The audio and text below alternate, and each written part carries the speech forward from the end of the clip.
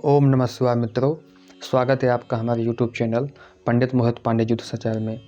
मित्रों, आज हम जानेंगे एकादशी के विषय में। एकादशी क्या है? सर्वप्रथम सबका यही प्रश्न आता है कि एकादशी है क्या, एकादशी किसे कहते हैं, और दूसरा एकादशी का व्रत कब रखना चाहिए, क्योंकि 2-3 प्रकार की एकादशी बताई गई हैं। और एकादशी का व्रत क्यों रखते हैं, इसका शास्त्रानुसार क्या विधान है, क्या है इसका रहस्य। तो मित्रों, बने रहिए हमारे वीडियो में। और यदि अभी तक आपने हमारे चैनल को सब्सक्राइब नहीं किया है तो सब्सक्राइब कीजिए और लाइक, कमेंट और ज़्यादा से ज़्यादा शेयर कीजिए ताकि इसका लाभ सभी तक पहुंच सके। तो मित्रों, हम आगे बढ़ते हैं। मित्रों, यह एकादशी, इसका नाम है एकादशी, यानी जैसा कि हमारे पक्ष काल पुरुषों में ये जो पक्षों में जो गणना की गई है, एक महीने में 2 पक्ष होते हैं मित्रों। एक महीने में 2 पक्ष होते हैं, एक को कृष्ण पक्ष बोलते हैं, दूसरे को शुक्ल पक्ष बोलते हैं। तो यह कृष्ण पक्ष और शुक्ल पक्ष, यानी कि 15 दिनों में 15 दिनों का शुक्ल पक्ष होता है और 15 दिनों का कृष्ण पक्ष आता है। जब चंद्रमा पूर्णिमा की ओर बढ़ता है तो उसे मित्रों शुक्ल पक्ष कहते हैं। और जब पूर्णिमा से अमावस्या की तरफ जब चंद्रमा बढ़ता है तो उसे कृष्ण पक्ष कहते हैं। यानी कि यह 16 तिथियां होती हैं। 2 पक्ष, एक पक्ष में 16 तिथियां होती हैं। वो प्रतिपदा, द्वितीया, तृतीया, चतुर्थी, पंचमी, षष्ठी, सप्तमी, अष्टमी, नवमी, दशमी, एकादशी, द्वादशी, त्रयोदशी, चतुर्दशी। और जो 15वीं तिथि होती है उसको या तो पूर्णिमा के नाम से जानते हैं और या तो पूर्णिमा या अमावस्या के नाम से वो जानते हैं। तो जो पूर्णिमा यानी शुक्ल पक्ष में जो तिथि आती है उसको पूर्णिमा कहते हैं, और जो कृष्ण पक्ष में तिथि आती है उसको अमावस्या कहते हैं मित्रों। तो एकादशी, ये जो एकादश यानी 10 और 1 11 है, यह 11वें नंबर को एकादश नाम किया गया है, एकादश बताया जाता है। तो यह एकादशी का व्रत कैसे करते हैं और क्यों करते हैं, इसका मैं आपको विधि विधान सहित आपको बतलाता हूँ। तो मित्रों, एक बार क्या हुआ था, एक मुर नाम का दैत्य था। कौन सा? एक मुर नाम का दैत्य हुआ था। वह बहुत ही क्रोधी, कपटी और दैत्य यानी कि देवताओं पर आसुरी प्रवृत्ति से उनको हानि और उनके ऊपर हमला बोल देता था हमेशा, और उनसे जो है तो लड़ाई झगड़ा युद्ध हमेशा करता रहता था। इन सब से परेशान होकर के सभी देवता विष्णु भगवान के पास पहुँचे और यह सब वृत्तांत उनको बताया। तो विष्णु भगवान ने कहा, चलो मैं इसका उपाय बताता हूँ, इसका उपाय ढूंढता हूँ। तत्पश्चात विष्णु भगवान तैयार होकर के, सावधान होकर के उससे युद्ध करने के लिए पहुँचे। जब मुर नाम का दैत्य सभी देवताओं को पराजित कर दिया तो सभी देवता जो है तो विष्णु भगवान के पास पहुँचे और उनको अभी अपना आप बीती सब कुछ बताया। तो विष्णु भगवान उससे युद्ध के लिए पहुँचे, और जैसे ही युद्ध के लिए पहुँचे उससे युद्ध करना आरंभ किया। युद्ध करते करते जैसे ही वह मुर नाम का दैत्य हारने लगा तो वह भाग खड़ा हुआ। जैसे ही भाग गया अपनी जान बचा करके, तो भगवान विष्णु वहाँ से वापस लौट करके बद्रिकाश्रम पहुँच गए। बद्रिकाश्रम जा करके गुफा में जा करके विराजमान हो गए। तत्पश्चात वह मुर नाम का दैत्य पुनः वापस आया, उनके पीछे पीछे जा करके वह भी पहुँच गया वहाँ। उसके चेहरे पर भगवान के प्रति क्रोध, कपट और विनाश के लिए, युद्ध के लिए जो है तो उसके अंदर भरा हुआ था, गुस्सा क्रोध भरा हुआ था। जैसे ही वह वहाँ पहुँचा और जैसे ही युद्ध के लिए वार उसने हाथ खड़ा किया, तैसे ही विष्णु भगवान के अंदर से एक शक्ति स्वरूपा देवी प्रकट हो गई। शक्ति स्वरूपा देवी प्रकट हो करके हाथ में तलवार, चक्र, गदा आदि ये सब लिए हुए, और जैसे ही मुर नाम के दैत्य को ललकारा, दहाड़ा, जैसे ही दहाड़ते ही वह मुर नाम का दैत्य वहीं भस्म हो गया। भस्म होते ही भगवान विष्णु की वहीं आंखें खुल गईं, और आंखें खुलते ही, जैसा कि आपको मैं बता दूं मित्रों कि भगवान विष्णु जैसे शयन में चले जाते हैं तो शयन में जाने के पश्चात उनकी शक्तियां काम करती हैं, उनकी शक्तियां पालन करती हैं। ये नहीं कि भगवान विष्णु शयन में चले गए तो सब कुछ विनाश हो जाता है, ऐसा नहीं, उनकी शक्तियाँ सब संभालती हैं। तो मित्रों, तत्पश्चात जैसे ही भगवान विष्णु की आंखें खुलीं और उस देवी को उन्होंने देखा, तो देवी ने उनको बताया कि मैं आपके ही शरीर से उत्पन्न और प्रकट हुई हूँ, तो और मैंने इस मुर नाम के दैत्य का वध किया। तो भगवान विष्णु प्रसन्न हो गए और बोले, आपको क्या वरदान चाहिए, मुझसे मांगो।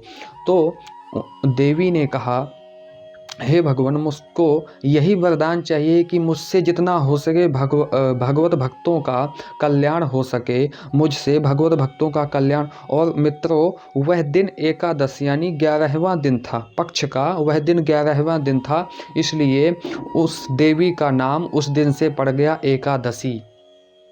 तो भगवान विष्णु ने कहा, आज के दिन जो भी आपकी आराधना, पूजा और भजन तपस्या करेगा, जो भी व्रत रखेगा आज के दिन, वह सभी प्रकार के विघ्नों का, उनके जो भी जीवन में सभी प्रकार के जो विघ्न आ रहे होंगे, उन सभी का नाश होगा और उनका सुखमय जीवन यापन होगा। तो मित्रों, यह एकादशी नाम तभी से पड़ा और एकादशी व्रत तभी से सभी लोग रहने लगे। यह इसका वृत्तांत है। एक दूसरी कथा भी आती है मित्रों, जैसा कि भगवान विष्णु ने सृष्टि की। भगवान विष्णु ने सृष्टि करने के बाद में, सभी की सृष्टि करने के पश्चात, पाप पुरुष नाम के एक जो सभी पापों का उसमें निहित कर दिया। यानी कि पाप सभी की सृष्टि करने के बाद में उन्होंने सभी का निर्माण करने के तत्पश्चात उन्होंने एक पाप पुरुष का भी निर्माण किया। यानी कि जो भी पाप को अग्रणी जीवों को पाप कराने के लिए अग्रसर करेगा, तो वह पाप पुरुष की भी भगवान ने रचना की। तत्पश्चात क्या होने लगा मित्रों कि यमराज जो भी पाप करता उनको यमराज जो है तो नरक में ढकेलते जाते। तो भगवान ने सोचा कि मैंने जो यह सृष्टि की है, तो ये लोग पाप करते जाएंगे और यमराज इनको नरक में ढकेलते जाएंगे, नरक भोगते जाएंगे, तो मैंने इसके लिए तो किया नहीं। तो उन्होंने क्या किया कि एकादशी के दिन जो भी पुरुष, जो भी जीव, एकादशी के दिन जो भी जीव व्रत रखेगा और तपस्या, भजन आदि, योग आदि करेगा, वह सभी पापों से मुक्त हो जाएगा और वह नरक में नहीं जाएगा। तो जब सभी जीव ये सब करने लगे, एकादशी के दिन यह भजन तपस्या आदि योगाभ्यास करने लगे, भजन भगवान नाम संकीर्तन आदि करने लगे, तो कोई भी नरक नहीं जाता था। तो यमराज परेशान हो गए और वह जो पाप पुरुष थे, वह भी जो है तो जैसे कि गौ हत्या का पाप, ब्राह्मण हत्या का पाप, इन सब का जो है तो एक पाप पुरुष भगवान ने एक निर्माण किया था। इनका सभी पापों का एक पुरुष में निहित कर दिया था कि यह जो है तो सभी पापों का यह पुरुष। तो वह पाप पुरुष जो था, परेशान होकर के, घबरा करके भगवान के पास पहुँचे कि भगवान, आपने ही हमारा निर्माण किया है और आप ही ऐसा कर रहे हैं, तो हम लोग कैसे जीवित रहेंगे? हमारा तो नाश हो जाएगा, विनाश हो जाएगा। आपने ही हमको बनाया है, तो हमारा भी तो अधिकार बनता है इस सृष्टि में, हमारा भी तो योगदान है।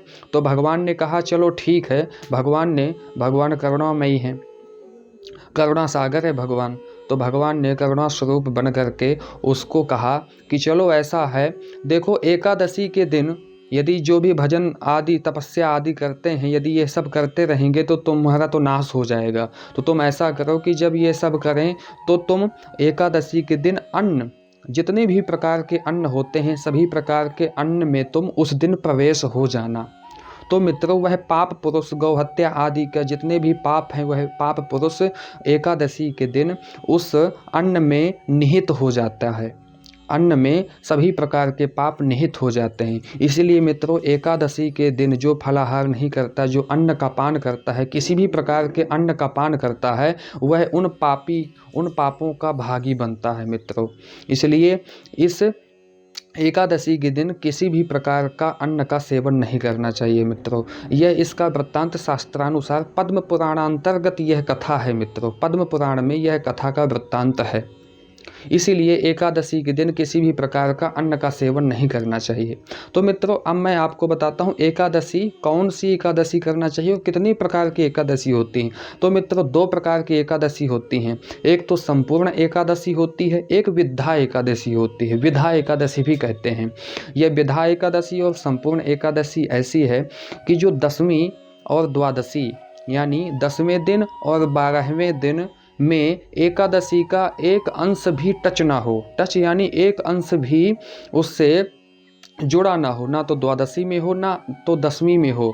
वह एकादशी में ही वह एकादशी का पूर्व व्रत रहे तो वह संपूर्ण एकादशी मानी जाती है मित्रों। ये जो विधा एकादशी है इसका क्या है, यह यदि एकादशी 10वीं में भी एक अंश भी छुपी होगी, 10वीं में सूर्योदय से पहले एकादशी 10वीं में एक अंश भी यदि रही होगी और एक अंश द्वादशी में भी रही होगी तो उसे विद्या एकादशी कहते हैं मित्रों। तो उस एकादशी व्रत को नहीं करना चाहिए, उसको द्वादशी में व्रत करना चाहिए, तो उसको 1000 गुना फल प्राप्त होता है। इसे विधा एकादशी कहते हैं मित्रों। उसका द्वादशी में ही उसका व्रत करना उचित रहता है, तो ही उसको 1000 गुना फल प्राप्त होता है। ये जो विधा एकादशी हो जाती है उसका फिर एकादशी में व्रत नहीं करना चाहिए। तो मित्रों यह इसका वृत्तांत था। और एकादशी में भूल कर भी आप अन्न का सेवन ना करें। मैं आशा करता हूं मित्रों यह वीडियो आपको पसंद आई होगी। कमेंट में अवश्य बताइएगा और जो भी आपको जानकारी लेनी हो आप कमेंट करके पूछ सकते हैं। डिस्क्रिप्शन में हमारा नंबर डला हुआ है। आप ज्योतिष संबंधी किसी भी प्रकार की समस्याओं का समाधान पाने हेतु आप कॉन्टैक्ट कर सकते हैं। मिलते हैं मित्रों अगले वीडियो में। जय श्री राधे, जय श्री कृष्णा।